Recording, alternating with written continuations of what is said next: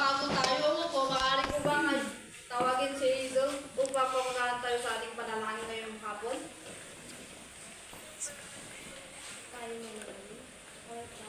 Pero, Your kingdom come, your will be done on earth as it is in heaven. Give us this day our daily bread, and forgive us our trespasses, as we forgive those who trespass against us. Do not bring us to the test, but deliver us from evil. Amen. Ngayon, bago tayo magsiupo, maaari ba nating batiin ang ating bisita ngayon, kundi walang iba kundi si Ginang Eileen Angangan. Magandang hapon po, ma'am. Maaari na kayo umupo. Ngayon, habang nasa loob tayo ng silid-aralan, meron tayong tatlong panuntunan. Maaari ka bang magbigay ng isahay na? Taas ang kamay kapag gusto mo sumagot. Tama, isa lamang yan sa tatlo nating panuntunan dito sa loob ng ating silid-aralan. Itaas ang kanang kamay kapag gustong sumagot. Pangalawa, panatilihing nakatikong ang bibig kapag may nagsasalita sa harapan. Pangatlo, makinig ng mabuti. Ngayon, hindi kasi ano.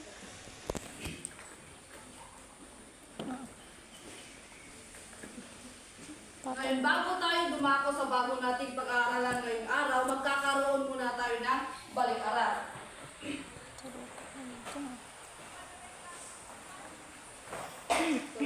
Magkakaroon muna tayo ng balik-aral. Ngayon, ganito ang inyong gagawin. Sasabihin ko ang pangungusap, sasabihin o ibibigay ninyo kung ano ang nawawalang salita. Nagkakaintindihan ba? Una, makinig ng padlang sa nagkukwento o nagbabasa.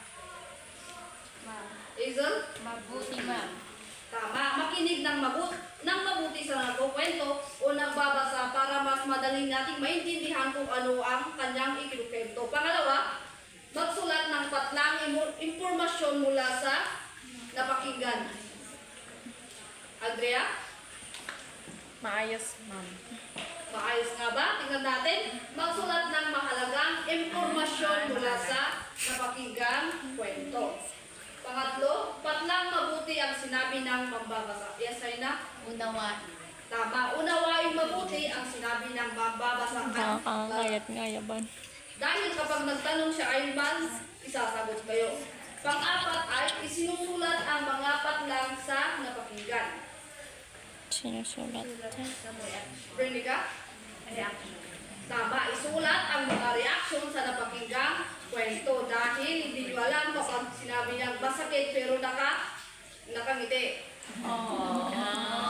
Sus. Ngayon, kailangan ko ang inyong buong atensyon at kailangan nyo makinig ng mabuti dahil sa uli, nasasagot ninyo ng wasto ang mga tanong na bakit at paano sa kwento. Pangalawa, nakabubuo ng mga tanong na bakit at paano tungkol sa binasang kwento. Pangatlo, naipapahayag ang reaksyon at personal na damdamin hinggil sa binasang kwento sa pamamagitan ng pagsagot sa tanong. Kaya makinig ng mabuti, klaro? Motivation. Ngayon may kwento ako rito. Nakakatan mo. Maaari ba ninyong basahin? Maaari ba ninyong basahin? Unang kilala? Si Paul ay nagmamadaling lumabas sa paaralan upang umuwi. Pagagalitan siya ng ina kapag nahuli siya sa pag-uwi. Habang naghihintay siya ng sasakyan, may lumabas na mag-ina sa paaralan. Sa unang tingin pa lang niya, kitang-kita na masama ang pagkagandang ng bata. Kalawang kilala? Tumayo ang mga ito sa tabi niya upang lumabang din sa sasakyan. Maya-maya may humintong sasakyan sa harapan ni Paul. Sasakay na sana siya, subalit nakita niya na nangingitit sa sakit ang tiyan ng bata. Nagmamadali siya sa pag-uwi dahil sa pagagalitan siya ng ina kapag nahuli sa pag-uwi. Subalit naawa siya sa bata. Alam niyang mas kailangan ng mag-ina na sumakay kaagad. Kaya inaugwayan na lang niya ang sasakyan sa kanila. Nagpapasalamat ang ina ng bata. Naghintay muli si Paul ng susunod na sasakyan ng masaya dahil nakatulong siya sa kapwa dahil sa munting paraan nila. Ngayon, ano ang pamagatang inyong binasang kwento? Ang Geraldine, Ang batang matulungin at masunurin. matulungin at masunurin din ba kayo? Dapat maging matulungin at masunurin. Brenica, paano mo may papakita ang pagiging masunurin at matulungin mo? Sa pamamagitan ng pagtulong ko po sa aking magulang. Tama. Ugaliin, tumulong sa mga magulang kapag kailangan ng tulong. Naintindihan ba? Ngayon, base sa ating ginawa, meron ba kayong ideya kung ano ang magiging paksa natin ngayong araw? Mga kwento. Kwento? Maaari. Dahil ang paksa natin ngayong araw ay ang pagsagot sa mga tanong na bakit at paano sa kwento.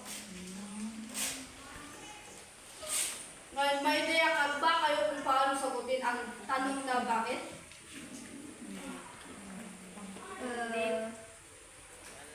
Wala nga. Walang ideya?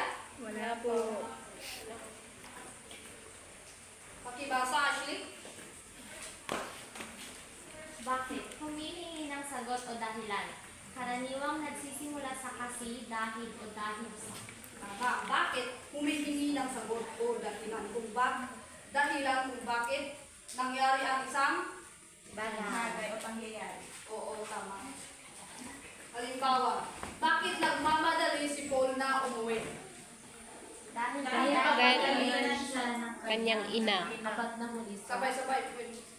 Dahil papagalitan siya ng kanyang ina kapag mahuli siya sa pag-uwi. Tama. Yun yung dahilan kung bakit siya nagmamadali sa pag-uwi.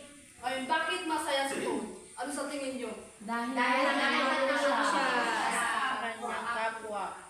Masaya si Paul dahil nakatulong siya sa kapwa. Yun yung dahilan kung bakit siya masaya. Ngayon naman sa paano. May ideya kayo kung paano sagutin ang tanong na paano? Wala po. Wala rin. Pakibasa, Geraldine. Humihingi ng dagdag na paliwanag tungkol sa paraan kung paano ginawa ang isang bagay, pangyayari o sitwasyon. Tama. Ang paano ay humihingi ng dagdag na paliwanag. Kung paano ginawa ang isang aksyon, paano nangyari ang isang sitwasyon. Ngayon, paano ninyo masasabing matulungin si Paul? Dahil tinulungan. Marcel. Dahil ibinigay niya ang sasakyan sa mag-ina dahil alam niyang mas kailangan nila ito. Tama, yun yung kung paano ginawa ni Paul ang aksyon ay dahil ibinigay niya ang dapat na sasakyan na para sa kanya sa mag-ina.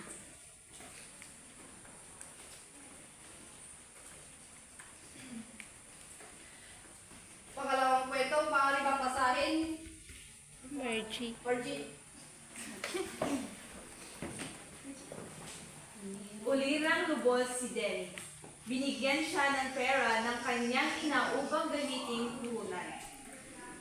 Binalak na gamitin ni Dennis sa pagtitinda ng prutas ang puhunan ngunit nag-aatubili siya. Nag-aalala siya na baka hindi maubos ang kanyang inibentang prutas. Ang ginawa niya ay nagtanong-tanong siya sa mga kapitbahay, kakilala at kaibigan na nais niyang magparasyon ng prutas.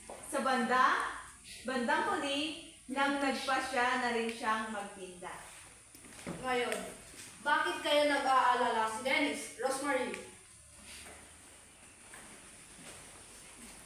Dahil, hindi ko po alam nga. Karen?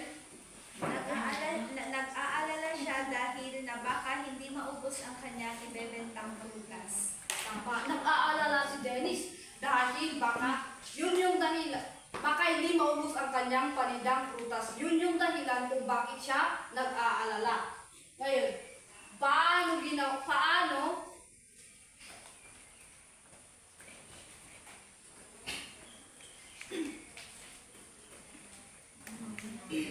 inalam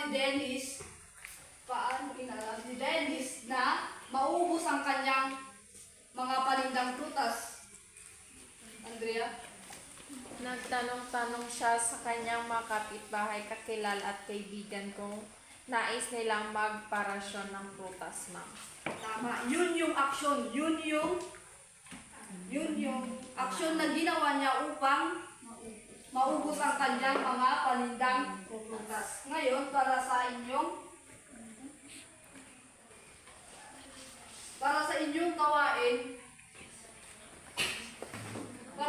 gawain, narito ang panuto. Babasahin ko ang panuto at inyong gagawin.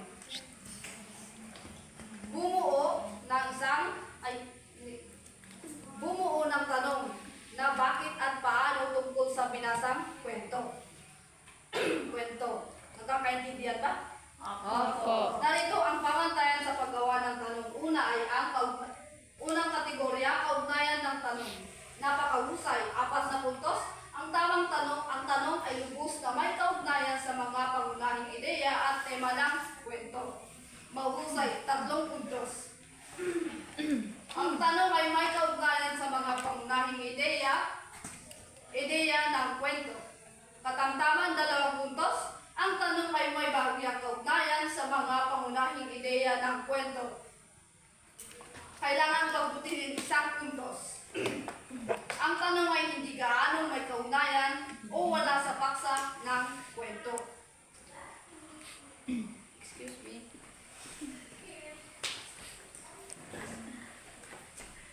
Ni Jesslyn kadit ma'am tumanakter.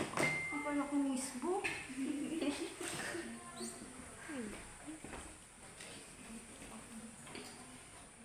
Maaari na kayo magsimula. Tapos na po. Agad-agad. Ngayon, ano ang paksa natin ngayong araw? Tungkol po sa Pagsagot sa tanong Kung paano at bakit. Sabay-sabay, maaari pa kung sabay-sabay kayo. Pagsagot sa tanong na bakit at paano. Pagsagot sa mga tanong na bakit at paano. Ngayon, ano ang dalang bakit? Paano natin masasagot ang tanong na bakit? sa pagsabay ng dahilan. Dahilan. Humihingi ng sagot o dahilan. Paano naman ang tanong na paano? Ibibigay ng sagot niya sa saan ng aksyon. Humihingi ng dagdag na paliwanag. Ngayon, para sa inyong individual na gawain, basahin ng mabuti ang kwento at sagutin ang mga sumusunod. Unang hilera. Nagwawalis si Iya sa kanilang bakuran. Matagal na niya kasing hindi nalinisan ito. Habang dinadakot niya ang tumpok ng tuyong dahon, may narinig siyang siya. Napakadakong mangi sa malalagong mga halaman. Kalawang hilera. Hinawi niya ang mga tanim at nakita niya ang sisiw na hindi makalabas dahil sa isang malaking batong nakaharang. Kinuha niya ang sisiw. Lumingon siya sa paligid hanggang makita niya ang ina nito. Agad niya itong nilapitan at inilapag doon ang sisiw upang makasunod sa kanyang ina. Panuto, kopyahin at isulat ang iyong sagot sa malinis na papel. Pakiusap lamang kayo kung gusto nyong ilipat ko yung painan ng ating monitor. Opo, ma'am.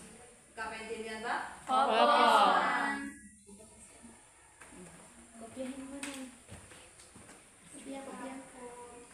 Paano napansin ni Iya sisig sa bakuran? Bakit ba niya makalabas ang sisig sa mga tanim? Paano